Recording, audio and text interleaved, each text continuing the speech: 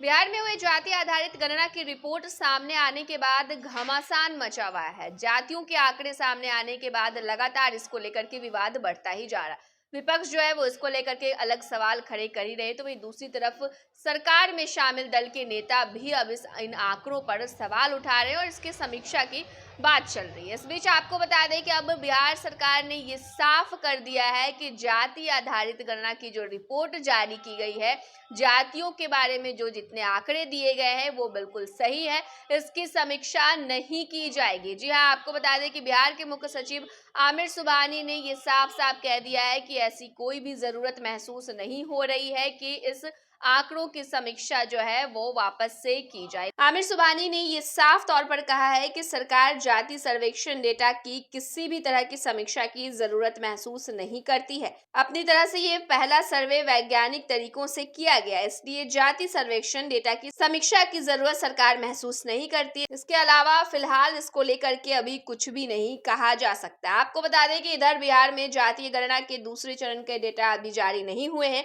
जिसमें लोगों की शैक्षणिक, सामाजिक और आर्थिक स्थिति का डेटा शामिल है। सभी दलों की नजर उस डेटा के रिलीज होने पर है, क्योंकि यही वो नंबर होंगे जिसके आधार बनाकर नीतीश कुमार सरकारी योजनाओं के जरिए उनकी हालत सुधारने का काम भी शुरू करेंगे। सामान्य प्रशासन विभाग के एक अधिकारी ने कहा कि सारे डेटा तैयार है और सरकार जब चाहेगी इसे जारी कर सकती है। वहीं इस रिपोर्ट को लेकर के राजधानी पटना में भी हर रोज किसी न किसी जाति के लोग धरना दे रहे हैं। उपेंद्र कुशवाहा ने भी 11 अक्टूबर को पूरे बिहार में हर जिले में धरना और 14 अक्टूबर को पटना में राजभवन मार्च करने का ऐलान कर दिया। जेडीयू सांसद सुनील पिंटू भी तेली समाज की संख्या आधी दिखाने का आरोप लगा रहे, तो वहीं आरजेडी के एमएलसी रामबली सिंह चंद्रवंशी भी जाति आधारित गणना के आंकड़ों में बड़ा फेरबदल का आरोप लगा रहे। वहीं दूसरी तरफ महागठबंधन सरकार के इस कदम को 2024 के लोकसभा चुनाव के लिहाज से इंडिया गठबंधन की रणनीति के तौर पर भी देखा जा रहा है। बिहार के बाद कांग्रेस ने भी कई राज्यों में जाति आधारित गणना की मांग पकड़ ली है।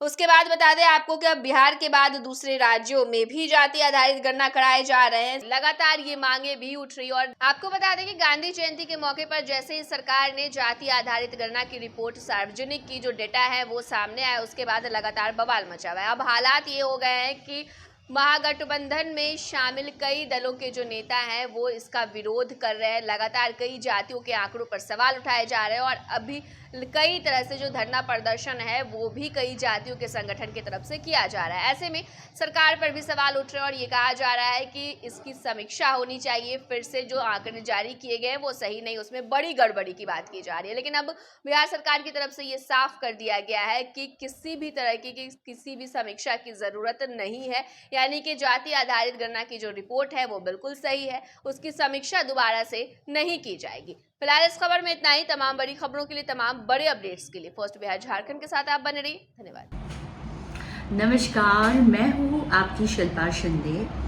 कैसन बा? ठीक बा?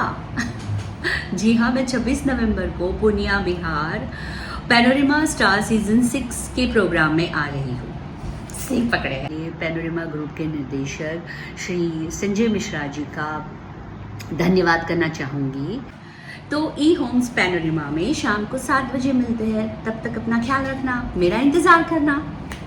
पूर्णिया के ई होम्स पैनोरमा में पूर्णिया में पैनोरमा ग्रुप लेकर आए हैं ई होम्स पैनोरमा। बड़ा घर, आलीशान जिंदगी और अत्याधुनिक सुविधाओं के संग। अरे अब क्यों मुंह मीठा करवा रही हो? क्योंकि हम घर वापसी जो कर रहे हैं। घर वापसी की खुशी पूर्णिया में ई होम्स पैनोरमा के संग। E homes panorama, luxurious lifestyle redefined.